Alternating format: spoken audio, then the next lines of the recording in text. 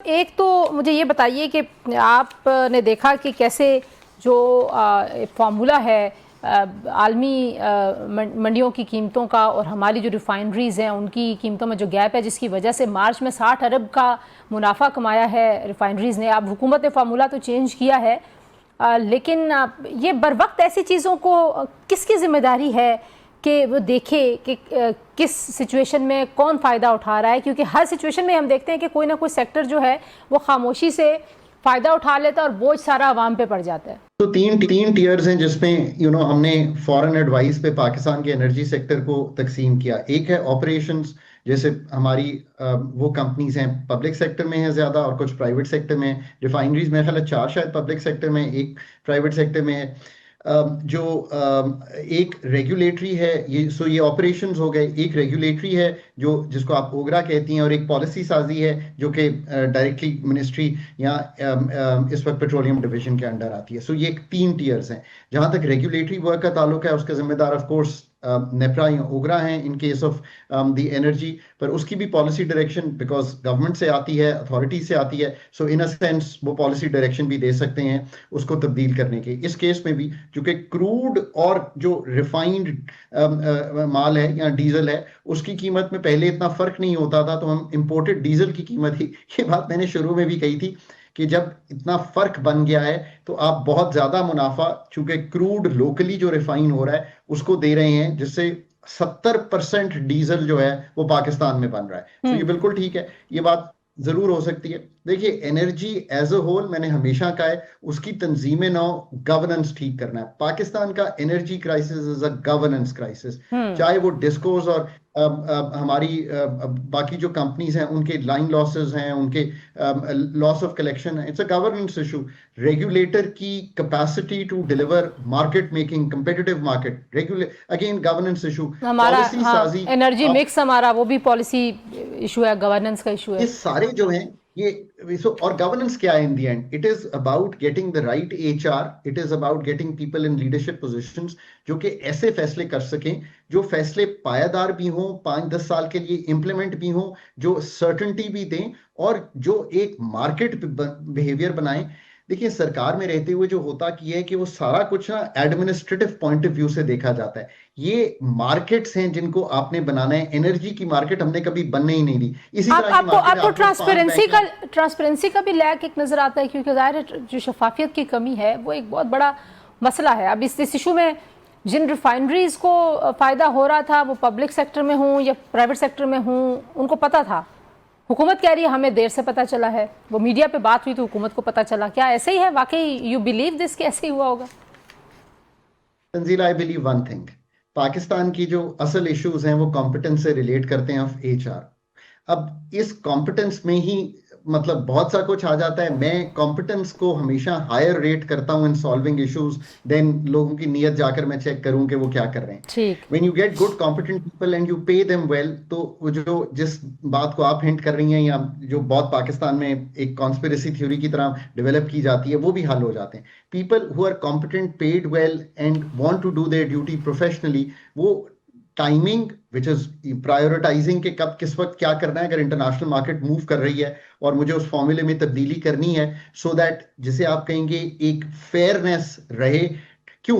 The regulator is answerable to the people of Pakistan also, as the regulator is answerable to creating a competitive market so that OMCs भी काम करें। ये तो एक job है।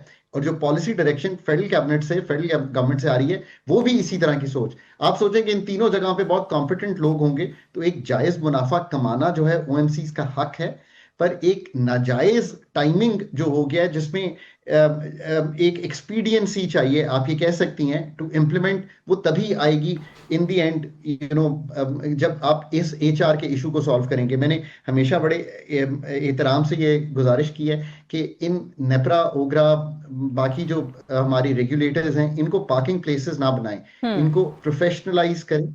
और जब तक आप ये नहीं करेंगे तब तक ये एनर्जी का मसले का एक जुज जो है वो हल नहीं होगा। अच्छा। और फिर प्राइवेटाइजेशन और कंपेटिटिव मार्केट और फिर पॉलिसी साजी वो तो अलहदा करने अच्छा, की अब जरूरत दूसरी जो बात है, जाहिर है अब ये प्राइसेस का एक इशू तो है। कल भी हुकूमत ने कीमतें बढ़ाई, रूमर्स तो बहुत ज़्यादा कीमतों की थी और इतना पैनिक था। मुझे नहीं पता कराची की क्या सूरत हाल थी, लेकिन इस्लामाबाद में तो घंटों लोग जो है वो पेट्रोल पंप्स पे रहे, क्योंकि खबर ये चल रही थी कि शायद कुछ 450 से ऊपर जा रही है कीमत। खैर वो कम कीमत बढ़ाई गई कल, लेकिन ट्रेंड तो यही नज़र आ रहा है कि आइंदा भी बढ़ेगी। उसी हिसाब से महंगाई भी बढ़ रही है।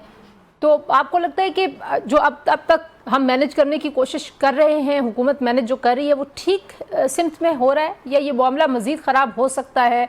क्योंकि सारी दुनिया की मार्केट ही हिट हो रही है, खाने पीने की चीज़ों की कीमतें सारी दुनिया में बढ़ गई हैं। यहाँ पे भी महंगाई 8 से 9% रहने का जो है वो आज खबर आई है कि इतनी रहेगी। तो let's try and understand this. एक तो जो स्पाइक्स हैं ऑयल प्राइसेस में, वो एक चीज है। इससे ज्यादा जो मैटर कर रहा है वो ये है कि ड्यूरेशन क्या है इस चीज की, ये जो सारी चल रही है। अगर तो ड्यूरेशन वाइज अगले 2-3 हफ्ते महीने में ये चीज खत्म हो जाती है, तो ऑब्वियसली आप ये देखेंगे कि ये जो स्पाइक है ये मैनेज हो जाएगी। चलें, प्राइसेस बढ़ी थी, इसमें से गुजर जाएंगे डिमांड कर्टेल करके, वर्क फ्रॉम होम करके, मोबिलिटी मैनेजमेंट करके। अगर इसकी ड्यूरेशन बढ़ जाएगी और ये इसी तरह चलती रही तो फिर पीक लेवल मेंटेन रहेगा। अगर ड्यूरेशन कम रही और कोई तस्फिया हो गया तो जो पीक लेवल्स हिट हुए हैं वहां से आप रिसीड करते हुए तो चीज को देखेंगे, but it is not going to be tomorrow कि ये चीज तब्दील हो जाए। इसलिए मैं ये हमेशा समझाने की कोशिश करता हूं कि ऑयल इंपोर्टिंग कंट्रीज के पास सवाए इसके कि वो डिमांड को कर्व करें, एनर्जी एफिशिएंसी के मेजर्स लाएं, मोबिलिटी को मैनेज करें, बिहेवियर को तब्दील करें, और कोई चारा नहीं है। शॉर्ट टर्म में ऑफ कोर्स ये चारा है कि कुछ गैस जो है वो पावर सेक्टर को दें ताकि बिजली बने, फर्टिलाइजर को दें ताकि मेक श्योर करें कि फर्टिलाइजर रहे। इन द शॉर्ट रन आप यही चीजें कर सकते हैं। प्राइस मैनेजमेंट का जहां तक ताल्लुक है, मेरा ख्याल है आईएमएफ से जरूर गुफ्तगू करनी चाहिए। उसकी वजह यह है कि आपने अभी 28 रुपए के करीब मेरा ख्याल है पेट्रोलियम डेवलपमेंट लेवी जो है उसका इजरा किया है डीजल पे।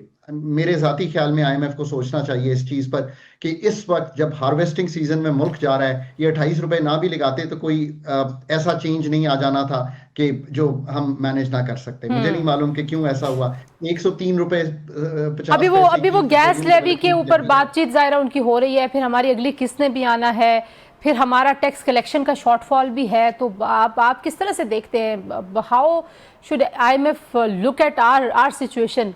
क्योंकि यूनिक सर्कमस्टांसेस तो नहीं है, पूरी दुनिया में ही एक प्रेशर है, तो क्या करना चाहिए आईएमएफ को और पाकिस्तान को? जब प्राइसेस ऊपर जा रही हों तो कुछ टैक्सेस को मैनेज कर लेना कोई हर्ज नहीं होता।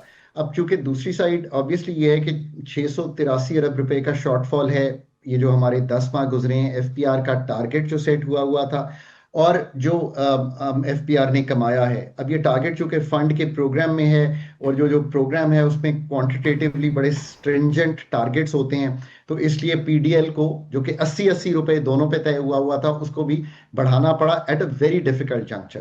गो back to the IMF and tell them कि ये जो prior to the middle east conflict जो आपने टारगेट सेट किए थे उनमें कोई रिलैक्सेशन जरूर करनी पड़ेगी, सो दैट आप लोगों को शील्ड कर सकें। और पाकिस्तान की जो इन्फ्लेशन के नंबर आए हैं, जो इस वक्त अभी थोड़ी देर पहले मैंने नंबर देखा है, 11% के करीब तकरीबन सीपीआई बढ़ा है, जिसको कंज्यूमर प्राइस इंडेक्स कहते हैं। जी। ये मार्च में 5% बढ़ा था ईयर ऑन ईयर, अप्रैल में सॉरी गो बैक, फरवरी में 5% बढ़ा था, मार्च में 7% बढ़ा था, और अब तकरीबन 11% बढ़ा है। नाउ दैट मीन्स कि जो एनर्जी का इम्पैक्ट है, ट्रांसपोर्ट का इम्पैक्ट है, फूड प्राइसेस का इम्पैक्ट है, वो सब दिखाई दे रहा है। जो हमारा सेंसिटिव प्राइस इंडिकेटर है जो उन 51 अशाए खुर्दोनोश पे मुहित है जो आप डेली जाकर खरीदती हैं, वो 14% बढ़ा है। सो ऑब्वियसली अगर ये इन्फ्लेशनरी ट्रेंड आ रहा है और हार्वेस्टिंग सीजन में जा रहे हैं, और पाकिस्तान एक यूनिक प्रॉब्लम ये है कि हम अपना सारा फ्रेट, हम अपनी सारी ट्रांसपोर्ट 80, 85, 90% रोड्स पे कैरी कर रहे हैं fossil fuel on diesels, which is not a good story, because हमें ये भी कैरी करना चाहिए on the railways of Pakistan. अच्छा, गिवन दैट वो तो कहानी और है, उस पर तो हम जाएंगे तो मुझे 3-4 प्रोग्राम आपके पास करने पड़ेंगे आपके साथ। लेकिन अब आखिर में मुझे ये बताइए कि ज़ाहिर है हर जो भी शोबा आप चला रहे हों, और अगर आप हुकूमत चला रहे हैं या आप अपनी कोई कंपनी चलाते हैं, तो आप हमेशा असेसमेंट कर रहे होते हैं, और आप जो हैं वो आपके पास एक सिस्टम जो है वो चल रहा होता है।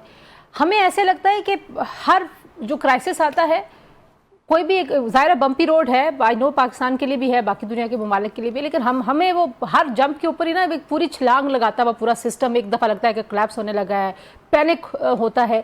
इसकी वजह क्या नज़र आती है आपको? Why we are not ready, prepared? हमारे पास जो है वो कोई फोर्सी करने वाला कोई है पॉलिसी मैकेनिज्म जो होना चाहिए? दुनिया में होता है, लोग 50-50 साल की पॉलिसीज बनाते हैं और बड़ी कामयाब बनाते हैं। वजह ये कि मैंने डॉन अखबार में आज से 2 साल पहले एक आर्टिकल लिखा था, उसका नाम है ट्रूली अनलकी। पाकिस्तान ने और कई मैं ममालिक में ये चीज़ देखता हूँ जो डेवलपिंग कंट्रीज हैं, वो अपनी सोच को, अपनी थिंकिंग को, अपने जिसे कहेंगे रिसर्च को, अपनी फैक्ट बेस्ड एनालिसिस को एक तरह से आउटसोर्स कर देते हैं और हम ये समझते हैं कि कोई कंसल्टेंट या कोई मल्टीलैटरल या कोई एक्सटर्नल स्टेक होल्डर आके पाकिस्तान की कोई भी मसाइल ठीक कर लेगा। अगर ऐसा होता तो 24 बार IMF के पास गए हैं, ICU का डॉक्टर है, tons of programs have been run in FPR which were external in nature। जब तक हम अपनी सोच, अपना रिसर्च, अपनी थिंकिंग, अपना फैक्ट बेस्ड एनालिसिस उन इदारों में उनको सॉलिडिफाई करके और again I always say putting people in leadership positions, जो इन चीज़ों को एक पर्चे पर लिख कर अपना एक क्लियर विजन देकर 3 साल की रिस्पॉन्सिबिलिटी या 5 साल की रिस्पॉन्सिबिलिटी लेकर इसको टर्न अराउंड करना ना समझते हो। तो एनर्जी सेक्टर वही है ना, 100 अरब रुपए का जनरल मुशर्रफ सर्कुलर डेट छोड़ के गए थे, आज 1800 अरब का अगर पावर सेक्टर में और 1700 अरब का गैस सेक्टर में बिल्ड हो गया है।